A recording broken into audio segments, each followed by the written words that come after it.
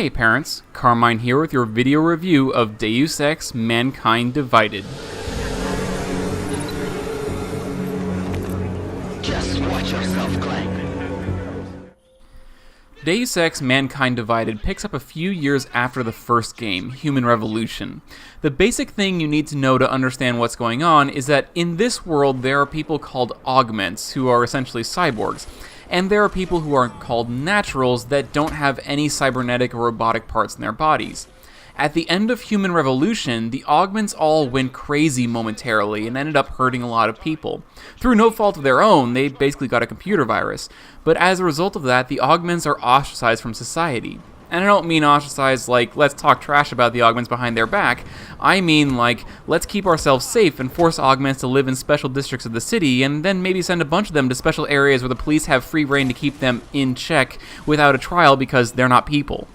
It's an interesting idea, especially since the main character, Adam Jensen, gets all the flack for being an augment, but his job as an agent of Interpol allows him to walk anywhere in society without much scrutiny. Deus Ex's violence will depend significantly on how the player chooses to approach the game.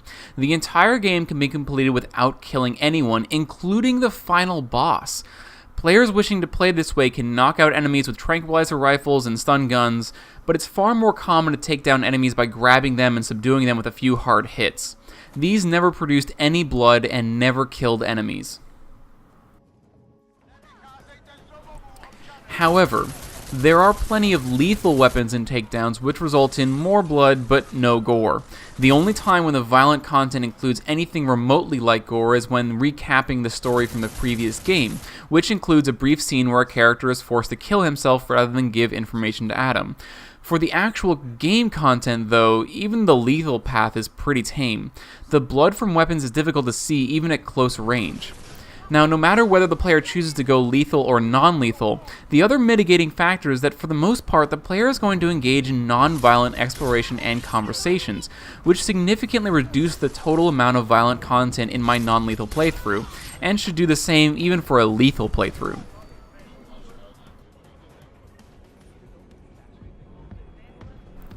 Sexuality is present in one particular area. The city of Prague has a red light district.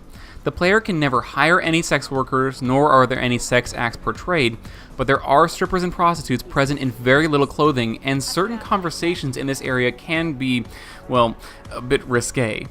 For example, there was one conversation between a man and a female friend in one of the brothels. The man's wife had just hired an augmented male prostitute, and the ensuing discussion about this act gives a fascinating insight into how people in this world view the augmented. These two people, who are clearly naturals, don't see the act of hiring an augmented prostitute as adultery because augmented are objects, not people. The conversation is mature but not graphic. It's the kind of conversation that two close adult friends living in this type of society could have, especially in a society as liberal as is present in most European countries. It's brilliantly written, and while it boosts the game's sexuality score, I consider it a key moment in setting the tone for how naturals view the augmented in this world. I don't care what the politicians say. As soon as the Substances also play a part in this game. The player can find and drink a surprising variety of alcohol. I mean, seriously, there's beer and vodka and absinthe all over the place. Supposedly it was a quick way to regenerate health, but at the cost of blurry vision if too much was consumed too quickly. There were no other adverse effects, even when I tried chugging drink after drink.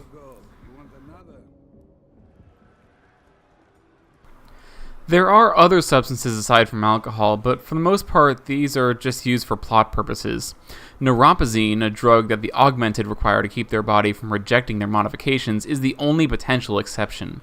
Since Adam is probably the only augmented that doesn't need the drug, it becomes a currency for the player to buy information, extra upgrades, or other similarly valuable odds and ends. But for the most part, it's just an element used to highlight the plight of the augmented in society. Fair point. What happened? You pulled a freedom of information speech on the state police? Ha fucking ha. They didn't wait for a speech. Language is a minor issue. Some characters swear, but it was fairly rare in conversations.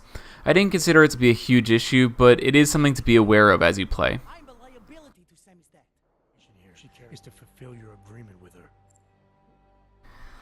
Ultimately, the amount of time this game spends in conversations, hacking, and general exploration significantly reduces the amount of mature content the player will see per gameplay hour.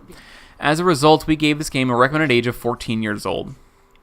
Now, just a quick update. Originally, I planned to do a review for Modern Warfare Remastered, but the contact that was going to give me a copy of the game fell through.